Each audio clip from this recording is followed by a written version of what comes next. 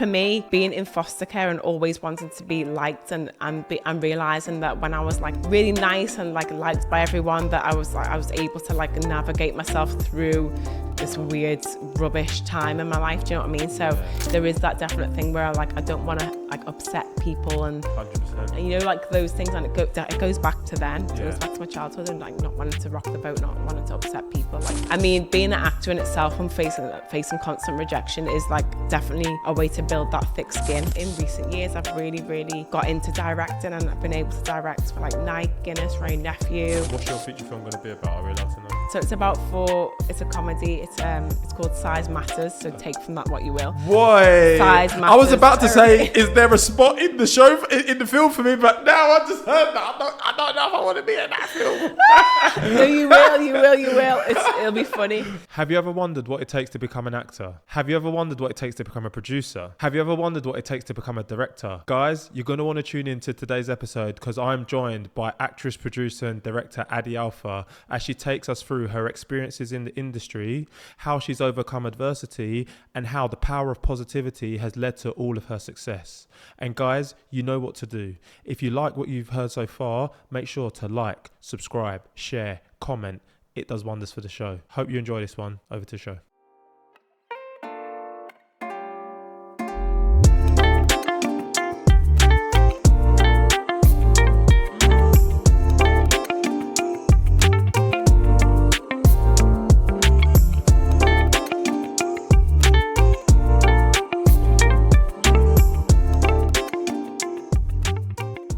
Hi guys, welcome to another episode of What My Best Friend Does, where we talk about what your best friends do so you don't have to. Today, I'm joined by my best friend, the creative entrepreneur, Adi. How you doing? Hi, I'm great. How are you? I'm doing very well, thank you. Welcome to the show. Great to have you here. Thank you. I'm really excited to be here. Good. We're really excited to have you. We like to start with a little icebreaker to kick things off. Okay. What did you want to be growing up? So growing up, I wanted to be famous. I literally was like, I want to be famous.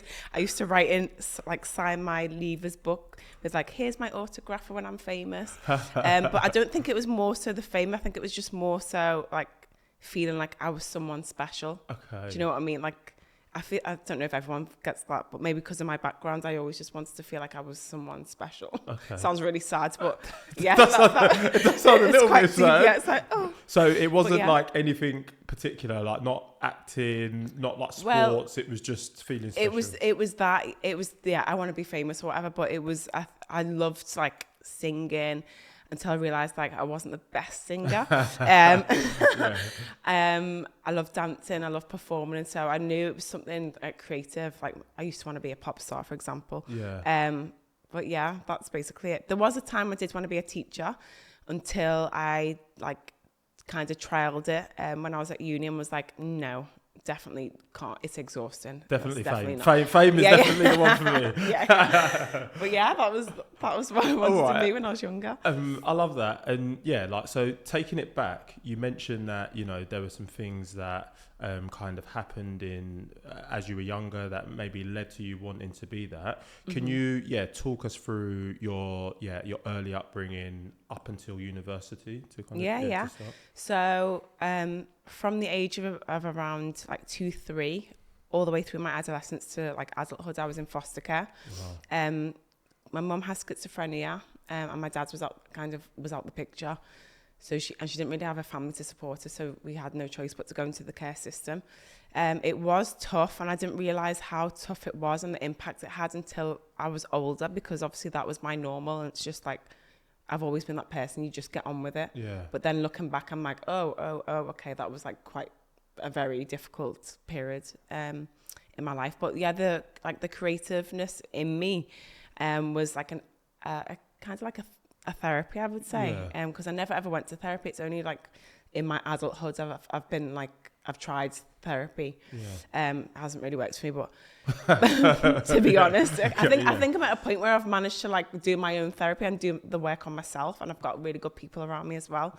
But back then, I guess even now, as like being creative and like going to like my dance classes and my drama classes and writing my poetry and my short stories and song lyrics and stuff like that, that was like my outlet. Like that made me escape and feel good about myself. So- Hence why, that I want to be famous thing, but it was like really, I wanted to just feel special. So you mentioned like dance class there and singing lessons. Is that something then that you were pushed towards by like your foster parents and the people you were with at the time? So it wasn't a case of like they pushed me. They did encourage it. Like Okay. my mum is really, really creative. Like she has always written poetry and like short stories as well, and she's really good at art, and she loves music.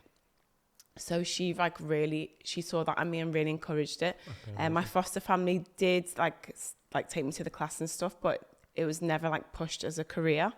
I never really saw it as a career. It was just like this dream that I had of like maybe I could be an actress kind of thing. But it was a distant dream. It was something like, okay, she's enjoying it, so like let's take her to the class and stuff. But it wasn't like, oh yeah, she could actually be something. Or okay. do you know what I mean? Yeah, I do, and Yeah. I think we're going to get into it. Like, how do Yeah. you take it from a distant dream into something tangible? But before we do, you mentioned the fact that you went to university. Like, yeah, what is it you studied at university? So I always wanted to like go to drama school and stuff, but then my foster parents were like, no, like just in case, it was always like just in case. It wasn't like yeah, go for it, just try it, which I would have loved that, to be honest with you, but obviously everyone's path is everyone's path. I'm here anyway. So I stayed in Liverpool and I went to John Moores University and I did drama and English. So I did a joint course. So it kind of married the best of both worlds and at least pleased them, but also like at least I loved English anyway. Like I did really well in English, like throughout like my GCSEs and A levels and stuff. Yeah. And obviously drama is drama. So yeah, at least I got to do. Okay, so you did your degree in drama and English.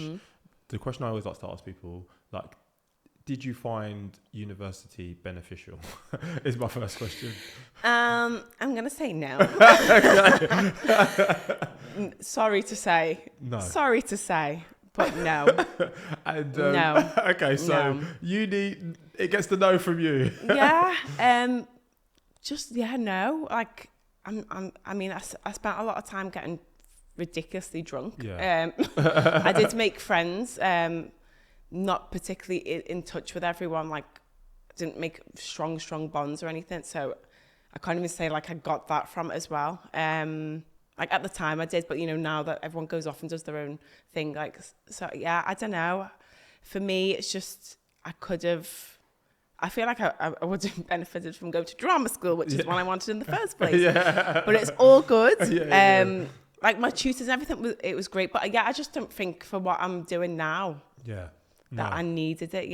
So and like whilst you're at university and you're getting your degree, are you thinking about what's next? And at what moment did you think, okay, I'm going to give this a go? Because spoiler alert, you do come on to become an actress. Yeah. But at what point do you start thinking that this distant dream could become like a real possibility? Reality. Yeah, it's a good question. So in uni, you're just going through the motions. I'm submitting homework. What is it? Essays and all that. I've even forgotten coursework. Submitting all that stuff. And I do remember having that feeling, like that dreaded feeling of like, oh my gosh, like what comes next? Like what can I do with this? And I feel like everyone on my course was the same, like all the drama students as well. I don't know anyone. My friend Vicky Patterson, she's in the entertainment industry. She was on Geordie Shore, but she was like an amazing actress. But was she? Yeah, she was reality amazing. TV. Okay. So she utilised that, and now look at her. Do you know what I mean? Exactly, she's very smart. Yeah. But yeah, she's always been a great performer. So, but at that point, like we were all like, oh, what do we actually do? Yeah. I don't think we ever thought that was like a tangible thing of actually being like a professional actor. So a lot of the students were like, oh yeah, it's going to teaching. It was all teaching. And I was just like, I don't think I want to do teaching, to be honest with you. So I kind of had that little bit of fear and was like, oh, what am I going to do? So I was like, okay, after uni, I'm going traveling. I'll just run away from my problems for a little bit. So after uni, went traveling, and honestly, traveling, like, it does change you. Like, I don't know if you've spoken to anyone who's been traveling. I went away for 6 months, And it's just like you're away from everything that you know. You're kind of vulnerable to like just being in different environments, different cultures, meeting new people, and it's really freeing. Like when I said before, I did a skydive. I'm terrified of heights and was convinced I was going to die. But it's like you challenge yourself and you face your fears. So I feel like it was after I did that skydive, and like maybe a couple of weeks after, I was just like, I've just done that. Like I'm fearless now. Like when I go back, I'm just gonna give it a go. I'm gonna try acting. Like, you're like, this is my second life. I should have just started. This is my yeah. When I landed on that beach, I cried my eyes out because I was like, really? I am alive. I survived jumping out of a plane. I mean, it was an amazing experience. I'll never do it again. But yeah, so yeah, I think it was definitely traveling that made me like just think, give it a go. It's the cliche thing, but people say when you travel, you find yourself, right? And it is a cliche, but it's a reality. Like you just do.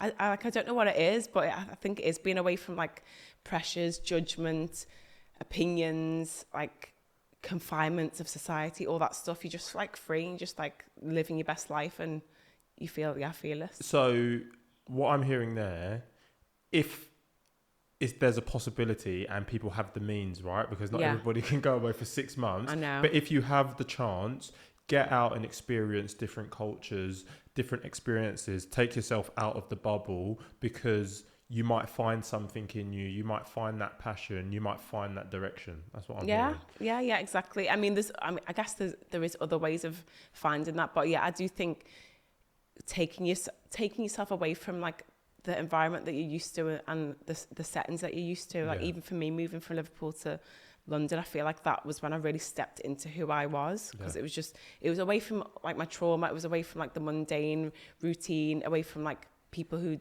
didn't necessarily encourage me to pursue like my dreams kind of thing. But that's everyone else's fears and that they project onto you. So when you're away from all that, then you can be like, why not? Like, I only have one life. Like, why am I like being so scared? 100%. So you get back. Yeah. You're a new person. Yeah. You're ready to tackle the world. Do this. Yeah. Like, I'm just, like for the listener who, they might be about to take a step into the creative industry, what is the next step for you? Like, how do you go like do you go to acting school now? How do you secure like your first acting gigs? Talk us through. So I came back and I was like, okay, right, this is what I'm going to do. I literally did not know what to do next. So I was like, what do I do next? I think I need to get an agent. Okay. To be honest, like because I didn't go to acting school and the drama that I did at uni, was limited. I didn't know how I would get an agent, but luckily I had the owner of an acting agency on my Facebook. And I just thought, I'm just going to reach out. So I just reached out to him and was like, will you be my agent? Kind of thing. I think I'm quite good, but and just rambled on and was jabba. And she was like, come in for like a chat and like kind of like a mini audition it was. So I went into the office and I did this and read this script. And she was like, she was like, I'll represent you. And then I think like the next day she sent me like a Hollyoaks audition. I didn't get it, but still like having my first your foot was in the door. And then from then on, it was like, I think my second audition was for Marks and Spencer food. It was like a commercial type thing, but I had to like speak and stuff like that. And I went down to London for it, and like my audition was an absolute mess. Like I was really nervous. I was forgetting the lines. I was swearing because I was like, like tripping up over my lines, and I was like, but like they were just laughing along with me, and I was like, I'm so sorry. I was like, And then they literally called me that night when I'd got back, and they were like, we can't get hold of your agent, but we loved you, like the client loved you, and they want to give you the job. And I was like, sorry, what? I was like, but I was a mess. And they were like, no, like you had so much personality, blah, blah, blah. And that was a lesson to me to like, okay, you need to make sure even though you're portraying someone else, when you do your auditions, you still need to put yourself in there as well, because they're buying into you as well. Amazing. Yeah. So this is sick. So what I'm taking from that, anybody who's looking to get into acting, so you got an agent without like any experience, there wasn't any like prior work you'd done, you hadn't done like any like acting in like short films for friends, you just took agency, got in contact with somebody, you went and secured. I just gave it a shot and was like, again, when I say like showing who you are and what you're about, putting yourself out there in that sense and showing who you are, like people are attracted to that, and like what you give out, it comes back to you. So for me, reaching out and being like, oh, hi, I haven't done like anything professional, but I feel like I'm talented, and I really want to just give it a shot. I'm hard working, I'm this, that, and the other. So yeah, believe in yourself. Believe in yourself and just give it a shot. 100%. And then in terms of like auditioning, right? So you don't get the first thing, which is for Hollyoaks. You do get the second thing. You mentioned the fact that you were forgetting your lines at times and like effing and blinding. Anybody who, you know, they're in their first set of auditions, they're nervous, what would your key piece of advice be for them to like help them overcome their nerves and get them in the best mental state for their first few auditions? I think I always say this, just do, like continue to do that, because I learnt by just continually putting myself out of my comfort zone and just going to these auditions and giving it a go. I've just remembered on my that Hollyoaks audition that I had, the very first one, because I'd never done acting for TV. I'd done like bits of extra work, whatever, but I'd never done acting for TV. I'd only ever done like things for stage. So I was very over the top. And the casting director gave me feedback, which I thought was really kind. And they were like, you need to bring everything right down for TV, because they were like, I can tell that you're used to like stage theatre acting, which is very over the top. So like bring it down. So and now like TV and film acting is like one of my favorites, you know what I mean? Being so naturalistic is like one of my favorite types of acting. But that very first audition, like they kindly gave me feedback in the room and was like, bring it all right down. You're talking to me as a person. You're not projecting out into the audience. I get that. So yeah, in terms of like giving someone advice who's like nervous with the first auditions, just give it a go, and also just keep putting yourself in those uncomfortable situations, because the more you do it and the more you face your fears, I keep saying this, but it's true, then the better you become. And also the casting directors, they're on your side. So a lot of them, like, they want you to you to do well. Yeah, they want you to get it. Like, they're there to like try and cast the right person. And I get that. Here's a question: if you don't have an agent, can you still get the same opportunities, or do you kind of need that network or that person who has the network to help you find these opportunities? I think it's a bit of both. Like, some of the big things, like, you need an agent who can put you forwards, and they know the right people, and they might know cast directors personally and all that stuff. But at the same time, I had an agent, but I was putting myself forwards for work constantly. Like, I've always been very active and been like, let me reach out to like cast directors or people that I know, like directors, filmmakers. So you there's nothing stopping you from doing that. There's nothing at all, especially like now social media is makes people so accessible. You can literally give them a DM. Hi, can I get your email? Like, I love your work. I want to submit like a recent film I've done or whatever. Like, there's nothing holding you back. I think utilize what is available to us. Amazing. And then so we go from that first advert for Marks and Spencer's. What happens next in your career? What do you then go on to do? Then the next thing that's like notable is I end up getting a lead in a feature film, like a musical feature film called Tamla Rose, and I end up playing Tamla Rose. It was an independent feature film, but like it was paid and stuff, and it was like 4 weeks filming. And for me, like, I'd never done anything like that. It was insane. And the fact I got the lead role, like, it was just like, for me, life changing. It was a musical. It was a musical. So you who couldn't sing, what were you doing? Like, no, so all the singing was like, they had a singer record it, and we just like mimed kind of thing. Oh, is it? Is that what they do? Yes, honey. I feel robbed.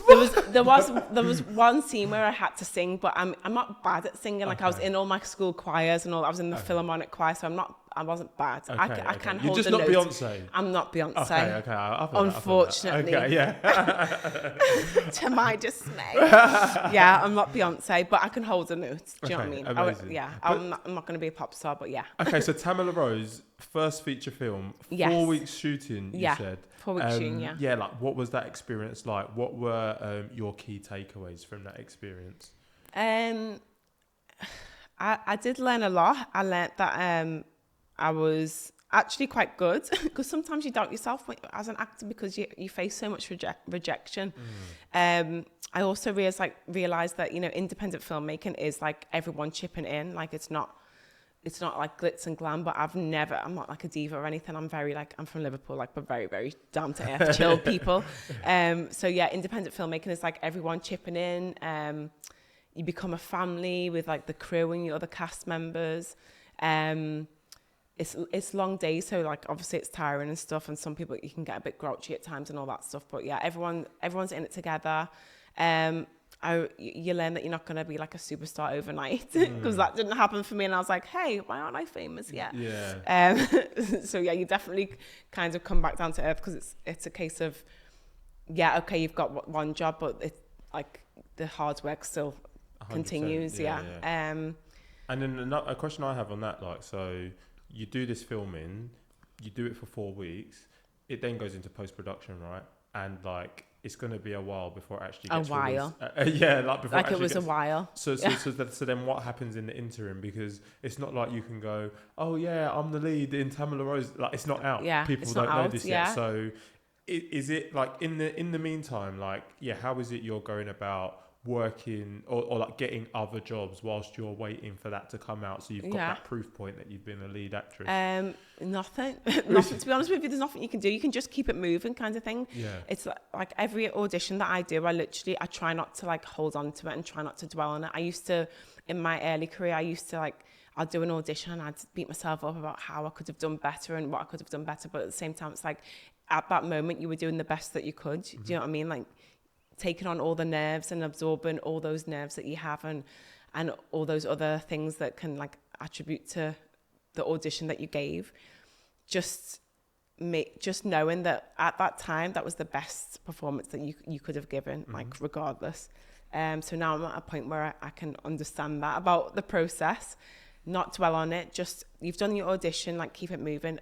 I'm not gonna lie, there are some jobs where I get really close and maybe I get recalled or I'm penciled and I'm like really close to getting it. What does penciled mean? Penciled is when you're like, there's a strong possibility that you're going to get the part, but it's not confirmed yet because this, that and the other, whatever. Yeah. But it's like pencil that date or those dates because we need to hold you for those dates. Wow. And sometimes you don't even get told that the pencil's released. Sometimes you're just like there wondering like, what's going on? Yeah. This must be like... It's savage, I'm not going to lie, because it's like you're so close yet so far. Yeah, and, you know, it must... Like, how do you mentally... Like, you have to have resilience, right? Because, like you say, you just got to keep it moving. And talking to you, it's just like... You're like, okay, you just got to keep it moving. You honestly on to the next do. one. Yeah, there's... Like, dwelling on it and worrying about things, it like doesn't get you anywhere. So, I'm literally at a point where I do the audition... I do the best I can and then I kind of forget about it, and sometimes it's a nice surprise. Well, it's always a nice surprise, not sometimes when they're like, my agent calls and like, or whoever reaches out, the director or whatever, and they're like, hi, like we loved this audition, we'd love to give you the part. And it's like, because so the pencils, I'm kind of like, it's nice, but why aren't I good enough? Especially when you don't get it. I feel like it happened a lot to me, like the beginning of this year, I got like pencils up for 4 jobs and didn't get them, and I was like, yeah. Okay, but keep it moving. I've got a couple of questions on that. So when I'm watching TV and you see like scenes where they're looking at auditions, is it literally like a case where you're sitting outside waiting to be called in, and then you see somebody else who like looks like you, and like you're literally looking at the competition as you go into an audition? Is it actually like that? Is my first question. For some, particularly with commercial jobs. Yeah, with commercial jobs, you do go to the audition. good. I mean, now it's a lot of self-tape, so you don't really get to see anyone. It's just like you're in your room. Okay. But yeah, when you actually go to a physical audition, a lot of the times, especially with commercials, you see people who look like you. Yeah. I did one recently, which I got pencils for. It was between me and someone else. I didn't get it. Yeah. that was been filming in Chile, in South America. But anyway, I'm not bitter. Yeah, for that one, I literally walked in and was like, wow, we all look the same. Yeah, wow. And, yeah, it's a bit it's surreal, to be honest. So with things like that happening, like with all of these people who you're competing against, Yeah. like do you guys become friends? Are you enemies, or are you just like, I don't really know who they are because we don't actually have too much overlap? Like, what's the relationship like with the other people you compete I against? mean, do you become... I mean, there's definitely people who have exchanged like Instagrams with or whatever, or emails with, but definitely not enemies. No, I could never be that person. I mean, yeah, there are the because there's some people who are really competitive sometimes. There you know are what I mean? those people, yeah, who are just like, they don't want to like engage or whatever, because I'm always like, hi, are you all right? Yeah. Like chatting on, but maybe that's because I'm from up north. I don't know. But yeah, most of the time it's just good vibes, that kind of thing. Like everyone's like, we know we're all in it together. We're all in the same place. And it's like, I wish them good luck.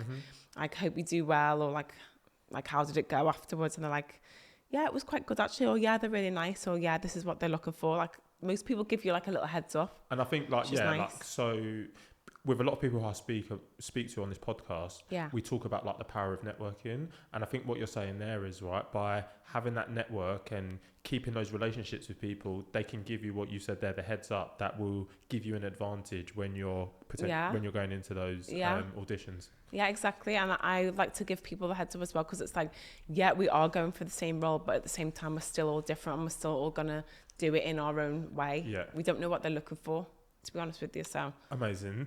The other thing I wanted to talk about, so you mentioned like a commercial, you've obviously done feature film, I think you've done like some music video work. How do the are all the auditions, do they follow a similar structure? And if not, how does one differ from another?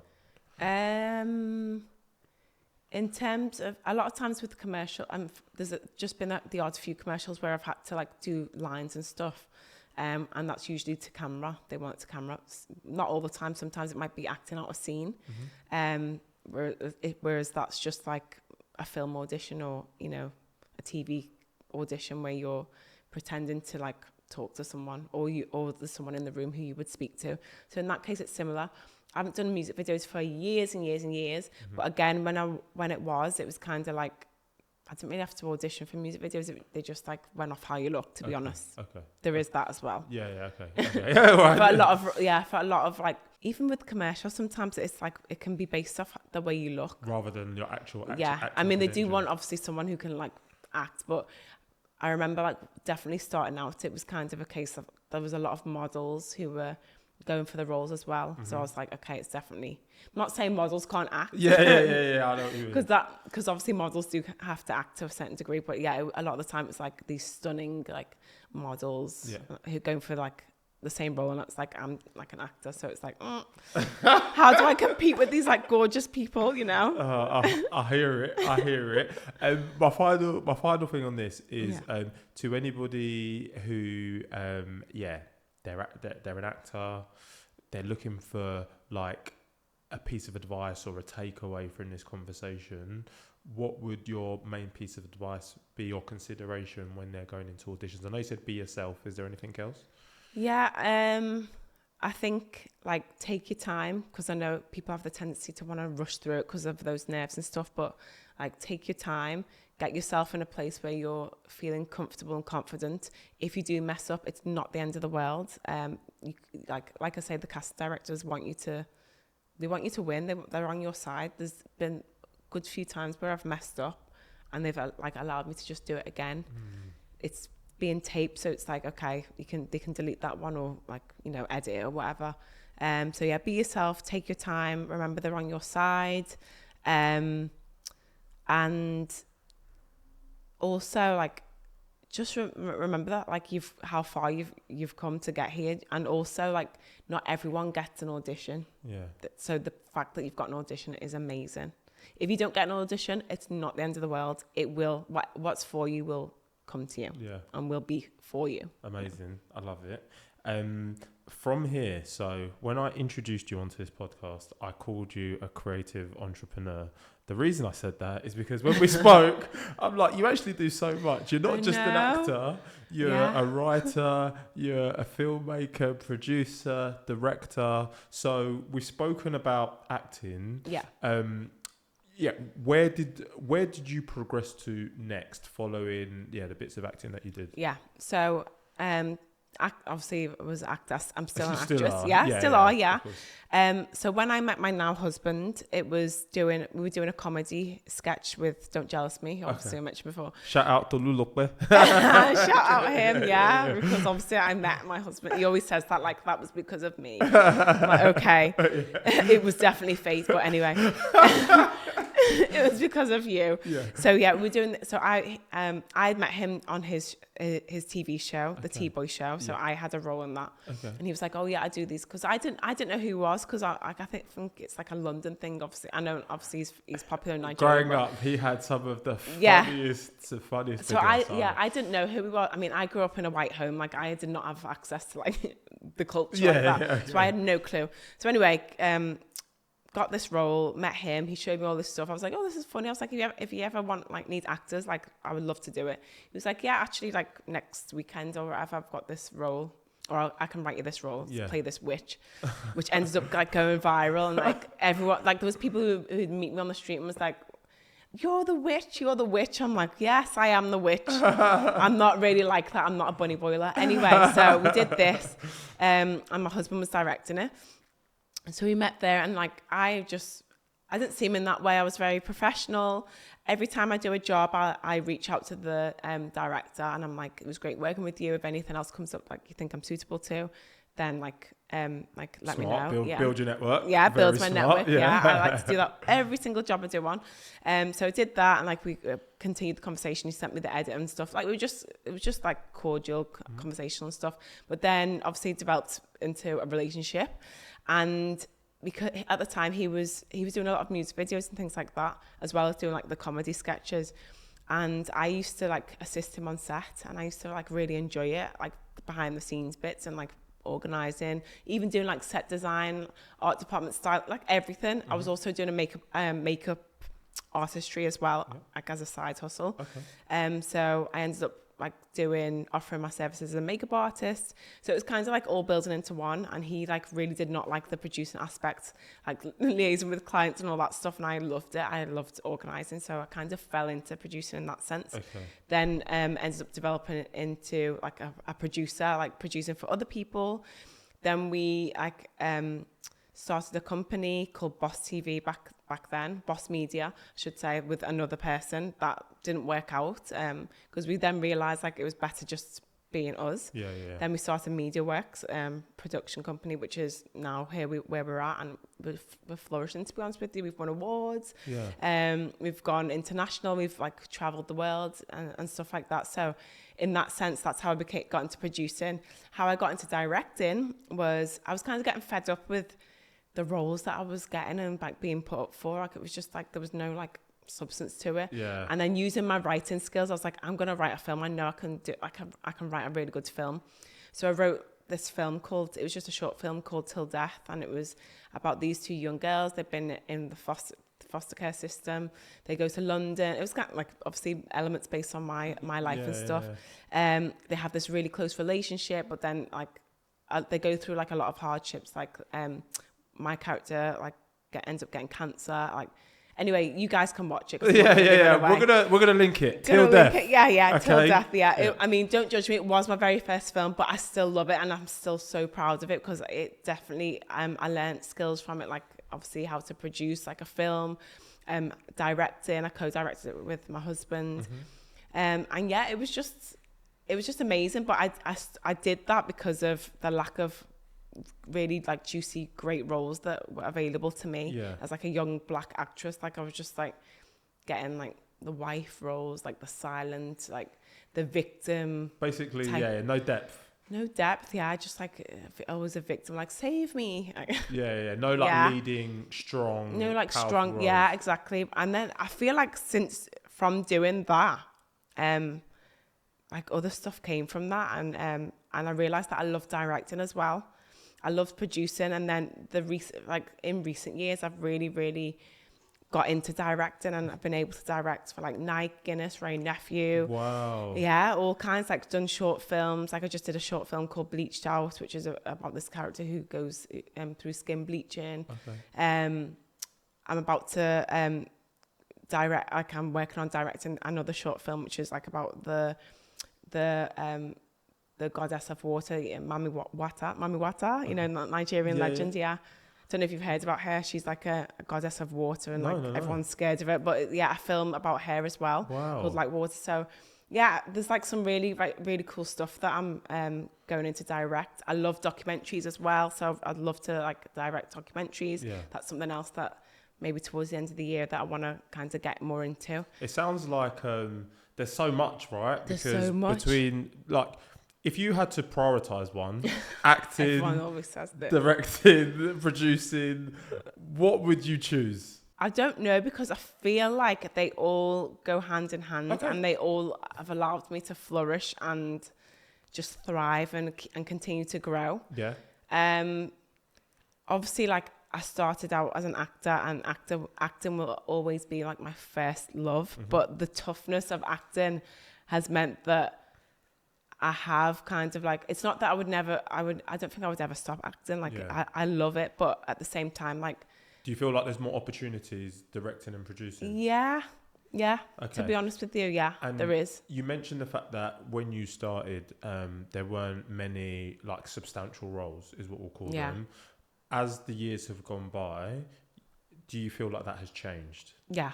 Do you feel like there are more opportunities as like a young black actress? Yeah. And for young black actors? Yeah, it's definitely changing, but I also think that people have taken matters into their own hands, which is obviously you've seen like people writing their own stuff and managing to get it made and commissioned, or they make it themselves and then it goes on to like getting like picked up, and you know what I mean? Like that's a really strong possibility now, which like you wouldn't see back then. Okay. But I think for me, as I'm getting older as well, the roles are different. So I'm not really getting those roles. Those roles that are now available, maybe they're not so relevant. Yeah. But I think again, like I think from post George Floyd as well, and the Black Lives Matter movement, I think like companies and commissioners and all those kinds of things are kind of like taking note and realizing that like there was like really amazing stories that need to be shared and put out there to the world. So amazing.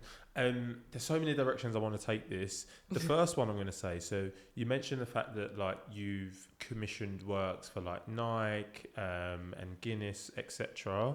Like, how is it that you go about winning those projects to produce? Is it like they come and they reach out to your production company with you and your husband? Are you guys like networking and being introduced to people? How is it those opportunities are coming about? It's definitely networking. It's definitely putting yourself out there. Like again, going back to social media, but it is a really good tool for like promoting yourself and putting your stuff out there as much as like it is a job in itself. Mm-hmm. I think it's good. It's a good way of showcasing what you can do. Definitely like having a good, strong history of producing and directing like strong work as well. So your portfolio, basically. Your portfolio is good, and your portfolio can be built on not just getting work, but creating your own work, creating your own opportunities. Like a lot of people, for example, who want to get into the commercial space, they'll do like their own commercials that they'll put together. They'll manage to get a group of people together who they know and can network with, and just say like, let's do this test shoot, and then put it out there or send it to the brand or company to say we'll do something. To say, look what we can do. Look what we've done without any money. Look what we can do. Imagine what we can do with the money. So there's ways of doing that as well. But most of the time, like people will reach out to us, to be honest with you, and we'll say like, oh, do you want to pitch on this job, kind of thing, or they might just say like, how would you interpret this brief? And then we'll do like a pitch on it, or create like a pitch deck. And send it over, and a lot of the time they like it. Luckily, But it is kind of like as well people that we've known or met through the years. We do have like regular clients, which is like obviously we really appreciate it, but we get those regular clients from doing good work, so it's just 100%. Like consistency is key as well. I love that. Consistent. And you mentioned the fact that you just said it there, right? There are things you can do if you don't have money in order to like do like a low budget proof of concept, shall we say? Yeah, exactly. To any like potential directors or people who are looking to work with big brands, like what is the starter pack of equipment they need? Because people talk about iPhones and stuff. Yeah. Is it just as simple as having an iPhone, some good people to work with, and then getting creative with it, or are there other things that need to be considered? Yeah, I think if you've got like have a unique, strong idea, because like, you know, anyone can just do something flippant with the iPhone. Like, you want to be unique and you want to stand out as well. So yeah, so the equipment wise, it doesn't matter. It's about not the idea really. and being unique with the idea. I think have a unique idea, like make you, and also have a voice as well. Like, what's your unique selling point? I know like everyone's like, oh, I don't know what that is, but figure out what that is. Like, what differentiates you from everyone else, which is usually just being you. Like, everyone has a unique perspective 100%. and a unique eye, a unique way of like telling that story, or a unique way of showing that, being creative with your angles or your effects that you might put in, like ways of telling a story, ways of like just doing things. So I think if you, in that sense, like putting your standpoint on it and being unique kind of will aid you in that kind of standpoint. I don't think you need like all these expensive equipment, but in terms of iPhone, obviously I say iPhone, I shouldn't really be plugging that, but in terms of phones, there are phones which like have got amazing quality where you can definitely film some stuff on it, so that you don't feel limited to like, oh, I don't really have this kit. But at the same time, reach out to people who like have kits and just be like, look, I've got this idea, pitch it to them. Be professional, like put your professional hat on. Like, I love when people come to me and they've got like a pitch deck and they've like really thought about everything, and they're like, okay, look, like I don't really have like anything, but I've got this amazing idea. I've got this pitch deck. They've come like on point and organized and, you know, professional. I really appreciate that. And I'm putting you on the spot here, but I'm just thinking like, if this was me listening and I heard come with the pitch deck, what is it that goes in the pitch deck? True. Is it like a storyboard? Is it like bullet points saying this is what we're going to do for this scene? Like, what is it that goes in a traditional kind of deck? So if, for example, you want to do like a commercial for a skincare brand, I would want to know who you are, like why you want to do this this commercial, who you want to put in it. Like, is there a story arc through there? Like, what's the thread of the story, if there is one? Who you're targeting? Who's your target audience? Visual references. I'm such a visual person, so I really want to see like visual images so I can really picture like how it's going to look. Is that sketches, or it could be not like sketches. It could be like stock images from stock like images. other adverts and inspiration. Exactly. Okay, Yeah. Stock images from I would love to see like creative like ideas in terms of like the shots, the shooting style. So I would say like a quick, like a short summary, so who you are, who you have in mind to be in it, for example, the look of it, like, so images of how it might look.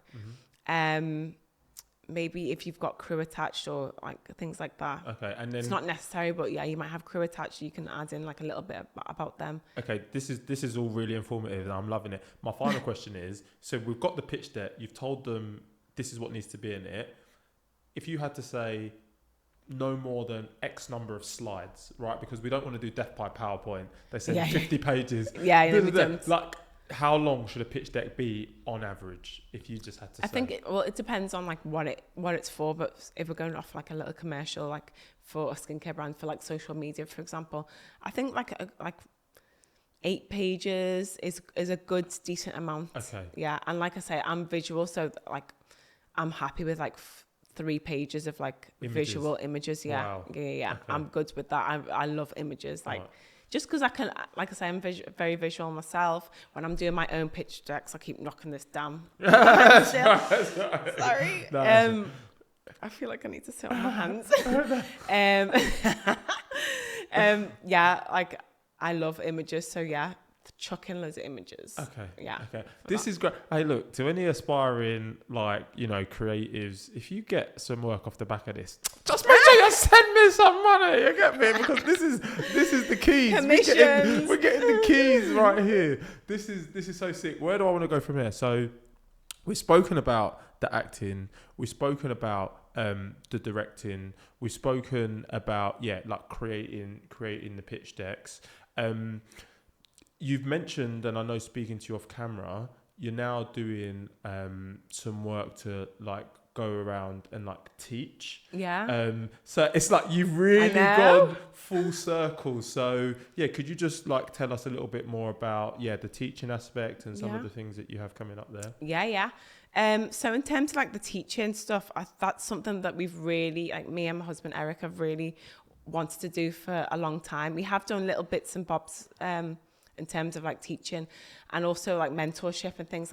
That's something that we want to really focus on probably like the second half of the year when we can really sit down and plan how we do that, because we have like so many people reach out to us and be like, can we join you on set? Like they have questions, they want advice.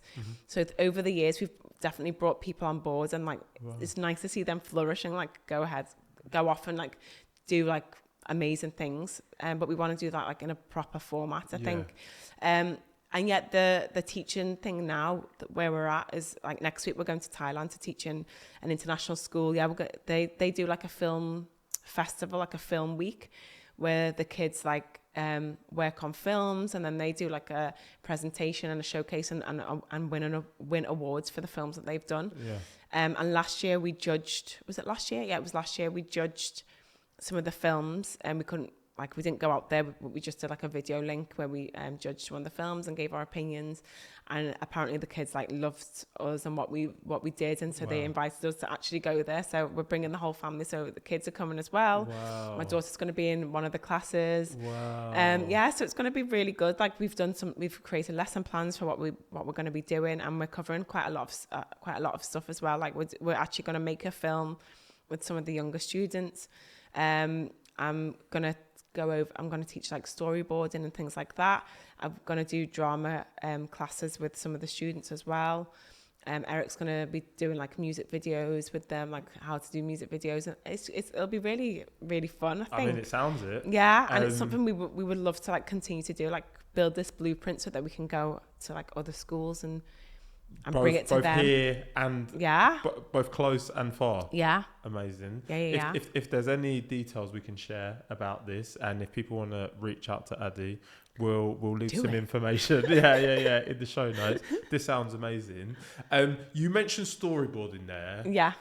I have an obsession with like how do I become more creative, and like there's this thing I've spoken about on the podcast, like, are you able to be creative on demand? Like, my question to you is like, what's your approach to creativity, and how do you, like, where do you draw your inspiration from when you're thinking about storyboarding and things like that? Yeah. I draw creativity from literally everything. Like I'll meet people and be like, I see them in the film, I can see them in this role, or they've inspired me to go and do this, that, and the other. So I draw, or I can go to a place and be like, oh my word, this is like inspiring me right now. I'm literally a typical creative. Which is like, I'm so inspired right now. Like that is me. I am that stereotypical creative. So, and then when you like get that inspiration, like, are you noting things down? Yeah. Are you taking... Well, you are actually, because I literally saw you take a picture outside. Exactly. Yeah, I was taking pictures, like, who knows, like, how I'll use that. I might come back and be like, I might contact you and be like, can you like get me in? Because I really want to shoot something here. I just don't know, but I'll go anywhere and find creativity and inspiration from, and I'll go in my notes in my phone and I'll write it all down. But in terms of like being creative on demand, to an extent I can be. I'll just like go off in a zone. Like say for example, someone approaches me with a song or whatever, and they're like, oh yeah, we need like a concept for this song for a music video. I can listen to the song and start pulling ideas straight away. Like I can literally be kind of on deck with the creativity. Where I do sometimes get stifled is when, for example, I'm trying to write this feature film. it's a case of like one, having the time to write it, but also being in a mindset where I can like write. I've never written a feature film before, so that's again a unique thing to me. How long is that going to take to write a feature film? I don't know. Okay. I need like So you have minimum to do the 60 pages. I need to do the screenplay, yeah. So I've done 30 pages that I'm not happy with and I need to go over. But what's your feature film going to be about? Are we allowed to know? Yeah, kind of. So it's about it's a comedy. It's called Size Matters. So take from that what you will. Boy, Size Matters. I was about to say, is there a spot in the show, in the film for me? But now I just heard that. I don't know if I want to be in that film. No, you will. It'll be funny. Yeah, it's about. I'm about to get married. I ain't trying to get. Yeah, sorry. Well, I am married and I play one of the characters. But Okay, yeah. I mean, that's all I'll say, but it's a comedy. It's about 4 young women trying to navigate like their dating lives and relationships. And there's a lot of depth to it. It's how they face their issues really, and why they are where they are and how they kind of, navigate like the life of dating and relationships. And then it comes to a lovely round up point where they kind of find the right direction, who they are and who they need to be and all that stuff. But anyway, that's where I'm at with that. But in terms of this film, I'm kind of like at a point where, and a few of my other films, and I don't know why that is, I'm at a point where I'm like, I know where I need to go with it, but it's just getting there. So that's my only kind of block at the moment, is there. So you say you know where you need to get. Is that like just finding the time, do you mean? To like... It's not just the time. It's like, I am very, very busy, but it's like, okay, when I do have those moments, which are usually in the evening, it's like, okay, now write. And I'm like, but I can't. I don't know. I just need to be, but then there's times where I'm just like, I can just go and write. I think what it is because I know that these are like sick ideas. They're so sick. I know like when I can get these locked in, like you gotta go. It's go time. Yeah. And maybe that I'm putting that pressure on myself, to be honest with you. I think that's the issue, because I've got people who are like, yeah, we can make it kind of thing. Yeah. I'm behind you, because I'm really good at creating the pitch decks and putting the story down and like drawing people in, and then it's like, okay, now go and write it. And that's, I don't know, it's like a little mini fear in me, and it's like, I've put pressure on myself, now I need it to be amazing. What do you think, what's the fear of, do you think? Maybe it's the fear of like, that you write it and people don't like it, or what? Maybe, and it being rubbish. No, I know, but I know that I can write good stuff, because I have, but that's been with short films. And then some of my short films where I've got like quite amazing people who want to support me and produce it. Sorry. Yeah, that's I was just going to say, like, sorry to jump in there. It's okay. With the work that you've done previously. Yeah. Obviously, you've had success, you've won awards. Yeah. Have you ever had like negative feedback and any backlash from stuff that you've done in the past?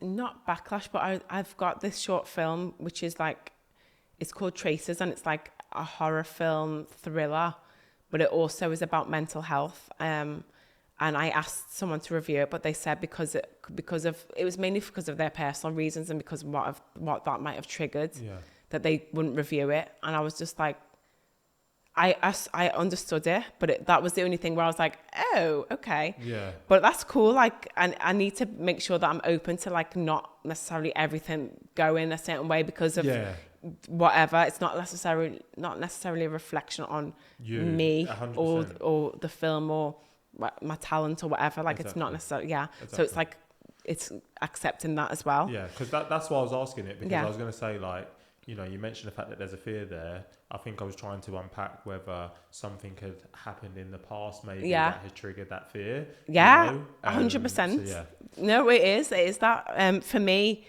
being in foster care and always wanting to be liked and realizing that when I was like really nice and like liked by everyone, that I was able to like navigate myself through this weird rubbish time in my life. Do you know what I mean? So that fear of like not being liked and not doing well and all that, like it's definitely continued through into my adulthood. So it's like it's deeper than like the validation for the work, we're going even further back, and it's like to your upbringing. Yeah, 100%. Yeah, it's something I'm still trying to get my head around, and being like it's okay to like not have like positive feedback all the time. Like I mean, being an actor in itself and facing constant rejection is like definitely a way to build that thick skin. Yeah. But still having that like that fear of like, oh, what if they don't like it? What if I'm not liked? What if they don't think it's good? Like, and it could be a trigger that like cascades. Yeah. And, like, worst case scenario. Exactly. Yeah. It definitely goes back, because I was always, even still now, I'm not saying I'm not true to myself. I feel like I'm definitely 100% a genuine person, and I love myself and I love who I am and things like that. But there is that definite thing where I don't want to like upset people and 100%. you know, like those things, and it goes back to then. It goes Yeah. back to my childhood, and like not wanting to rock the boat, not wanting to upset people, like not wanting to get moved to a different home, which might be worse off. Do you know what I mean? Like, it might be even worse than the one that I've come from. So there's that. Yeah. So I want to like, your situation is obviously like I have not experienced that. Yeah. And I suppose like my question to you is, it seems like you're very self-aware of like your past and like potentially the way it contributes to, you know, your feelings and what you're doing at the moment. Because you know, I suppose like my question is, it's not even like what do you need to do differently, because kind of like, you know, is it just one of those things where like one day it's just you're just going to be okay with it? To your point, is it just I just have to keep trying? And I don't even know what my question is. It's like, you know, I think I know what you're saying. Yeah, like you kind of know the impact it's had, because you know not how are you going to overcome, but how are you going to be at peace with it, or maybe you're not going to be at peace with it. Yeah, it's just one of those things. Because I just want you to. I'm like, how do I get Adi to write Size Matters and cast me? You know what I mean? No, I'm joking, but it's like, how do you get to the point where you can put pen to paper? I'm always facing my fears. I've mentioned this many times about facing your fears, right? Mm-hmm.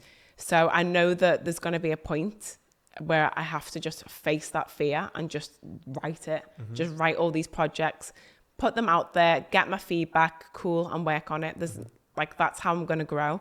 That's it. That's just it. Face your fears. That's it. Yeah. And I'm constantly working on myself and trying to push myself little by little, small, trying to like push myself and face those fears, even if it's like little by little. Where I was and where I've got to, like my husband Eric helps me massively in terms of being like, tell them this, like stop accepting that, like don't let people walk all over you. Like, if that was me, I would have told them that. And as much as it gives me that fear, like anxiety, I'm like, yeah, he's right. I really shouldn't have like taken that rubbish from that person. I really should have like told them X, Y, Z. Okay. So, and it's making myself be like, Adi, put your big boy pants on and just tell them no, or tell them like, this is the situation. Like, don't accept that. So constantly put myself in uncomfortable situations has meant I've been able to grow and look constantly back and see the progress. Yeah, well, like as much as I'm like, I've got like a way to go and that's kind of holds that fear of like, oh, I'm not good enough, or like they might not like it. Like that if they don't, that's cool. That's one opinion of like many. Do you know what I mean? And that's fine. Everyone is not gonna like you or like your work. I'm getting to that point where I'm like, that is okay. Like, accept it. Yeah. Okay. They might not like me. Okay. So. And I think. So what? Something that you said earlier, which I think rings true, like you said that, you know, you surround yourself with great people. Yeah. And I think surrounding yourself with those great people, it allows you that acceptance. Like that some people might not agree with what you say, but I'm a big believer in the validation should come from people that you care about. Not all of these people that you don't care about. So exactly, that's the main thing. Exactly. Right? And that's what I'm at a point now where I'm 100% realised that. Yeah. I love Yeah. that. I love Yeah. that. I did this. It's a session. We're having a therapy session here, We like guys. this. We like this. This is what we love. So you do a lot, Adi. Like we're switching gears a little bit now. Yeah. You do the acting, the directing, the producing. We've said it. Like, do you have any productivity hacks? Any productivity hack? Can you tell me what you mean by that? So like, how do I stay productive? Yeah. How do you stay productive? How do you mentioned the fact that you're going to need to like write out a script in a day. What are the things that you put in place to make sure like you can achieve something in that moment? So some of the things that we've had in the past, some people like the Pomodoro technique. They work for 25 minutes, they take a 5-minute break. Okay. Some people, they do lists. They block out time in their calendars. Like, are there things that help you to achieve that like work, that state of flow when you're working? Lists. Like, I love a list. Every day I write a list of things that I need to do. Not saying that I always get those lists checked off like completely, but at least I prioritize the things that like with immediate effect. Like, I literally love a list. I have the list on my notes, and I'll text my husband the list of the day. So I know that I've also got accountability, so he can be like, okay, have you done the stuff on the list? It says you this, that, and the other. Have you done this? So that's my thing, lists. Amazing. In terms of like being like, 25 minutes on and that and the other, no. I'm just like, I've got a window. I've got this list. I've got these things I need to do. I've got a window of time. Yeah. So like, just do it. A lot of my productivity comes from either when the kids are in bed, to be completely honest. A lot of the time I do manage to juggle, like, because my son's only in childcare twice a week for like 5 hours at a time. So that's 10 hours where I can like do.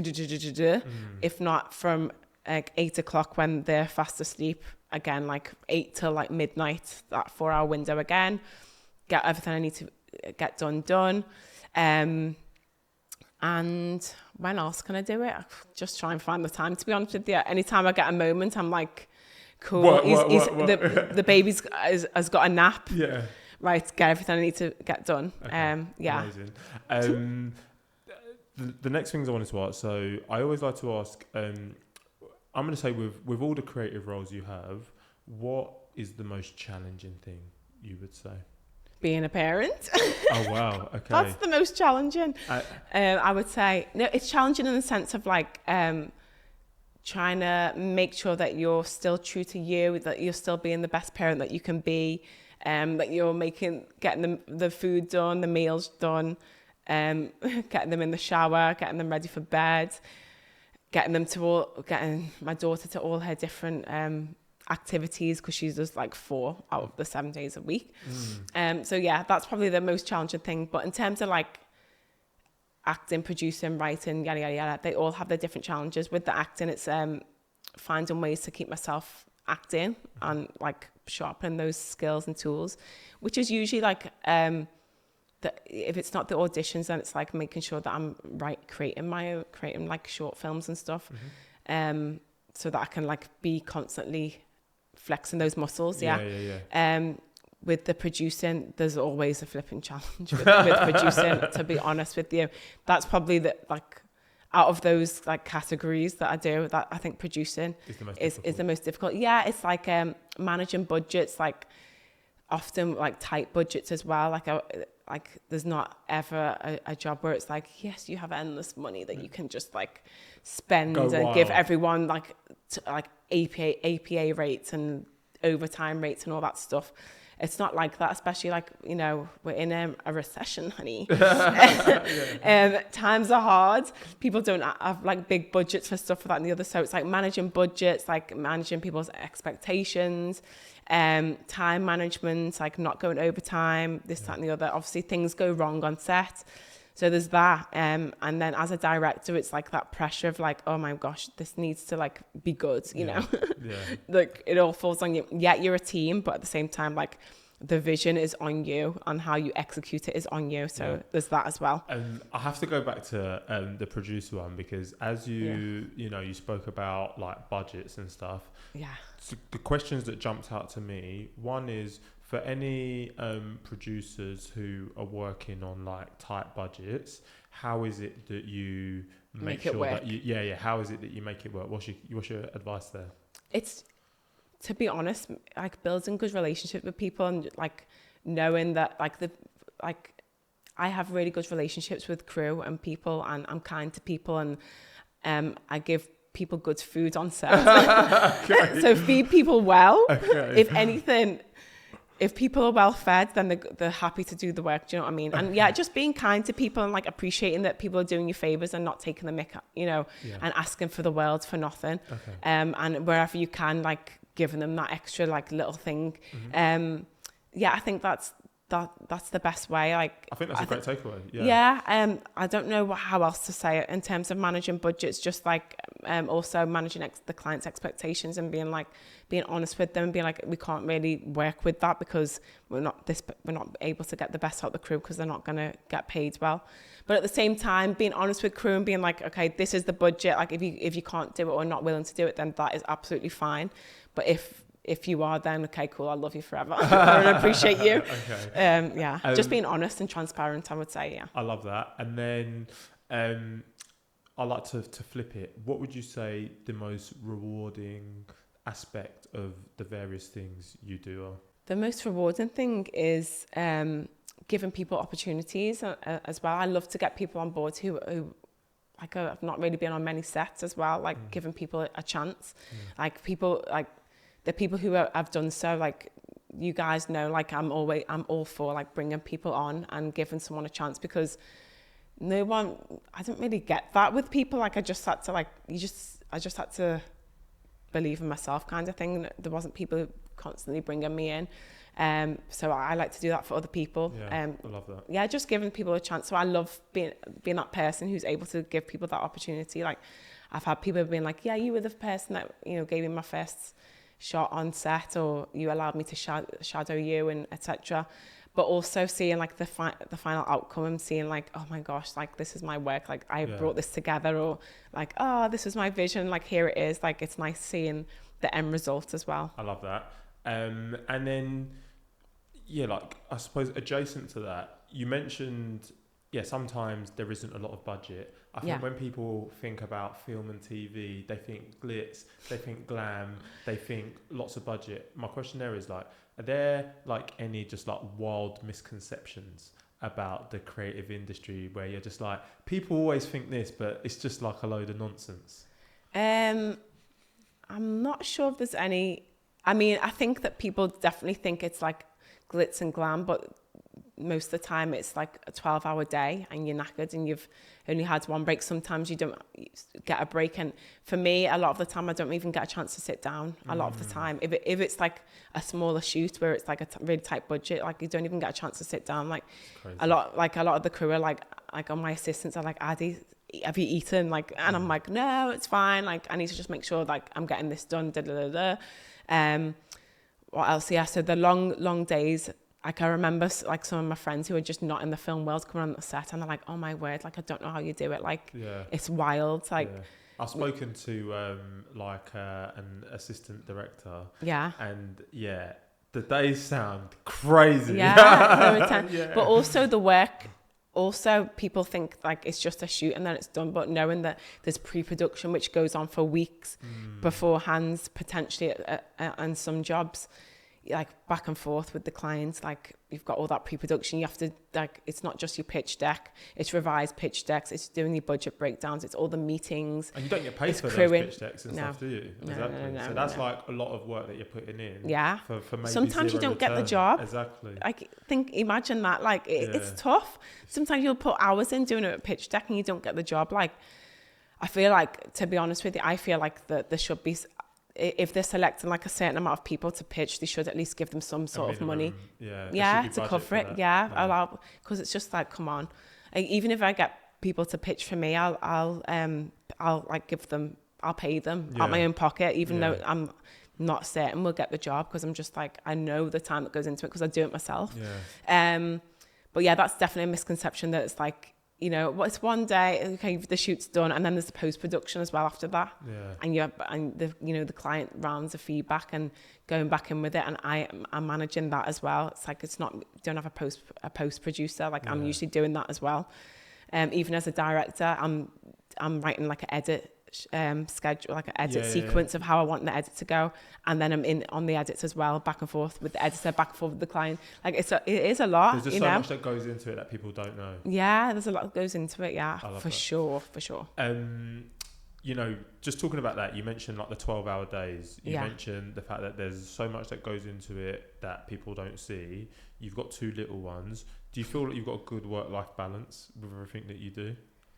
I'm definitely trying more to like have like social things. I mean, to be fair, a lot of my social things are like work things as well, to be completely honest. Like my social things are also like work work thing, like meetings, and I call that a social thing, which is not really. what the hell.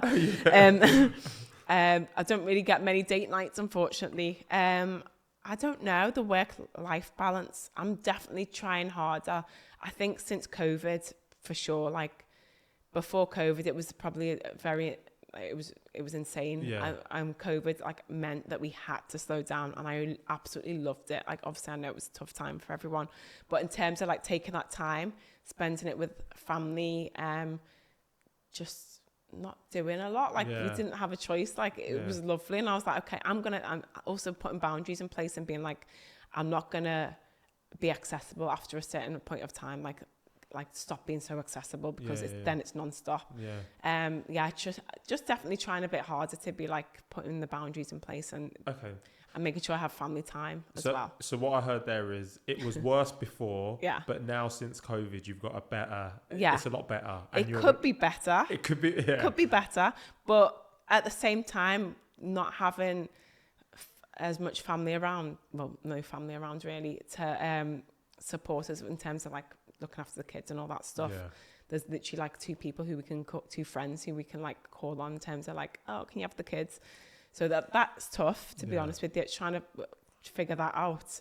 You have to just work with what you've got, to be honest with you. I'm just grateful for any time. And honestly, throughout this whole conversation, like the one thing that like I can just, it shines through is like, I just keep thinking about the word like resilience and like just toughness, and you just seem like such a positive person who radiates a lot of good energy to the listener who, you know, they might be going through a difficult time and they're looking for like a way to rebound. What would your key piece of advice be to them? I think that you shouldn't be bound to that one period, that dark period in your life. Don't just remember, like, that is not forever. This time that you're going through that's really tough, that's not your forever. Like, you're going to look back and be like, oh my word, like I came out of that, and like, look at me now. Do you know what I mean? And also I'm just grateful. Like every day I get to wake up and I'm grateful, you know, we've all come from hardships. Like I know people can say, oh, I didn't have it as hard as you or whatever. But for me, I'm just like, your hardship is your hardship. Like your tough time is your tough time, regardless of, you can't compare anyone's really, you know, if you're going through something, you're going through it. But I think I never dwell on stuff that like makes me feel sad for too often, because I'm just like, I'm alive. I'm grateful. So you take strength from the positives. Yeah. Right? I've always been that way. Like literally from young, I've always remembered being like, I'm grateful. I'm grateful. Maybe it's because I've like had so many tough times that, and I've never wanted to be in that like those dark places. I'm just like, I've been lucky enough to manage to like pull myself out from them, because I'm just like, I'm not staying in that place. Like I'm not.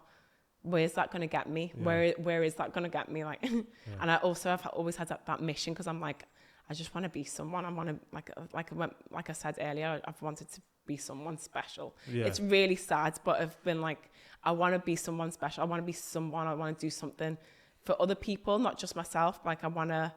Well, I mean, I don't know what that is. I mean, you're about to go to Thailand. Yeah. So you know, when you zoom out, I think if you don't know it, you've become that special person. Yeah, right? We only have special people on this podcast. only have special people, No. It sounds. I don't know if it sounds egotistical. I don't even really care, to be honest with you. But I don't really see myself as special still per se. But I've always just not wanted to be a victim, I would say. Yeah. Whereas technically, I have been on various occasions, but I've never wanted to see myself as a victim. So that's what I'm saying in that sense. I get that. Adi, this has been like such a great conversation. We're not done yet. Okay. Final question before we go into the quick fire round. Okay. Like, where does Adi see herself in the next 5 and 10 years? That is a good question. I feel like I don't think about stuff like that enough. I really don't. Well, you don't have too long, but yeah. Where does Adi see herself in the next 5 to 10 years? I see myself. Manifest it. Okay, manifest it. I am acting in some incredible roles. Yeah. Those roles are also roles that I've created for myself. Amazing. It's like roles that I've written, and they've done amazing. They've made me lots of money. Amazing. It's not all about the money. I've opened up doors for other creatives to be able to flourish and get their foot in the industry.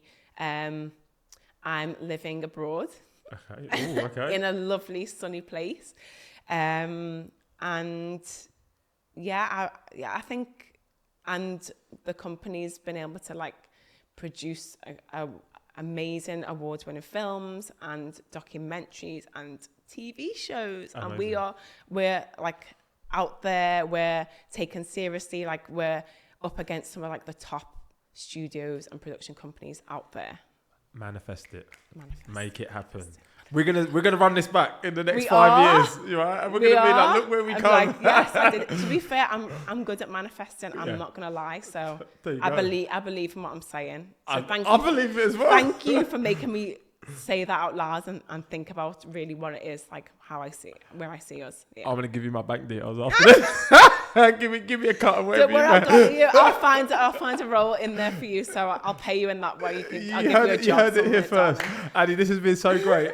We do have a quick fire round. Are you ready? Oh, I'm scared. Okay. Okay, yeah, I'm ready. Series or films?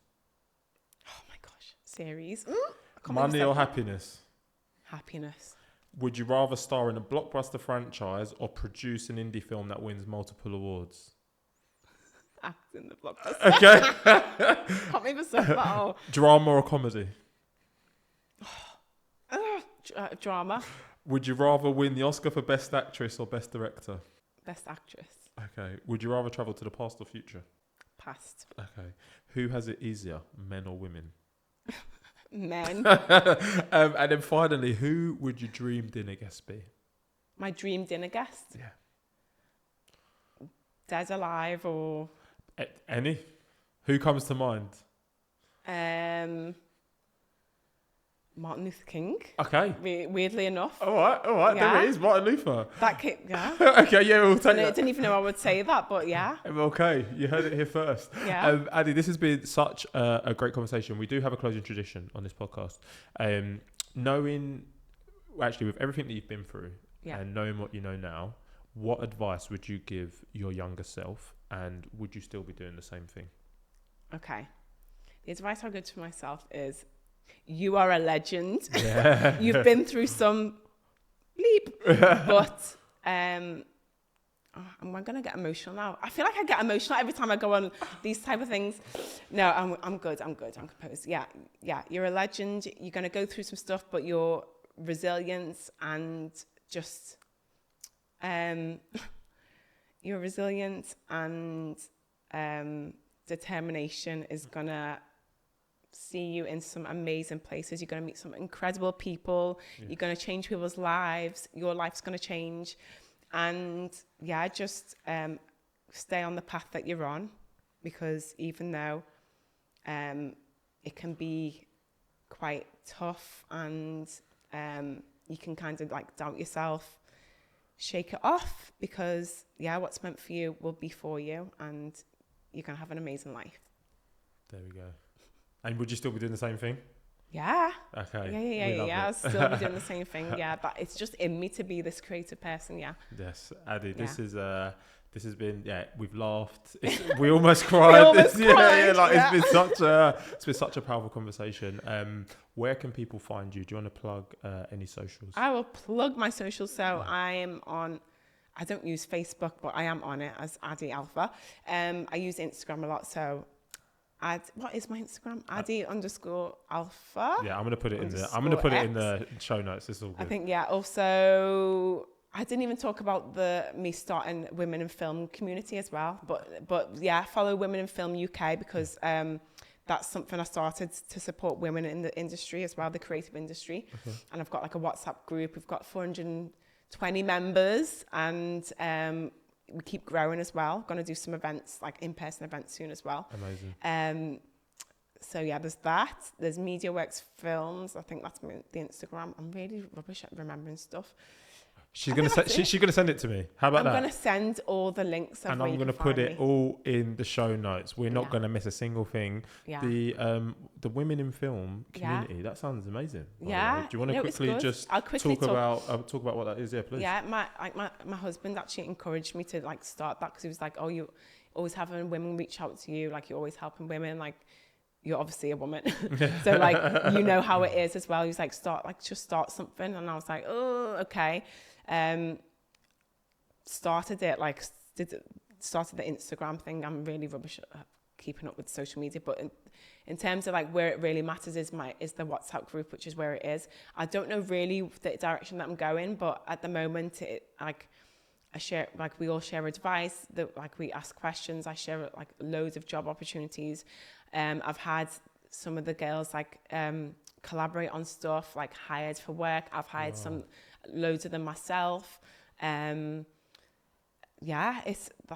It's just been growing and it's been amazing. Like I love hearing like from them. Like we had a shoot on Monday and we've got some of the girls on set as well, and they're like, "Yeah, I had a shoot with so and so the other day from Women in Film. Like we were talking about you and like how amazing it was that you started this group. Like I have messages like, thank you for setting this up. Like I've done XYZ from this. I've got this job. Like it's been really good. It's really like nice to hear. It sounds incredible. Yeah, I'm really happy that I've actually done it. I'm going to be working on an event. So any sponsors, please get in touch because I would love to like not be able to charge people or charge like really little. It's not for profit, of course. It would just be plug into the event to make it amazing.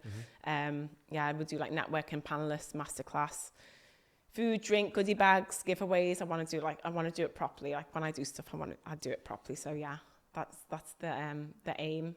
Yeah. Amazing. Women in Film. It's going in the show notes. When we check this back in 5 years, there's going to be 4 million people. And that's a lot of WhatsApp. That's a lot of WhatsApp people. So hopefully we're going to go past that. Yeah, we'll go past that. Yeah, maybe it'll be a membership thing. I don't know. We'll see where it grows to. But at the moment, it's just been very organic. And yeah. Adi, this has been such an amazing conversation. And to the listener, if you've made it to this point, you know what to do. Like, subscribe, share. Let us know who else you want to hear from. Let us know if you've liked this episode.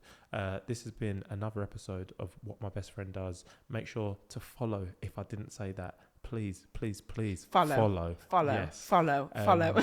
This has been What My Best Friend Does. If you didn't know, now you know. Over and out.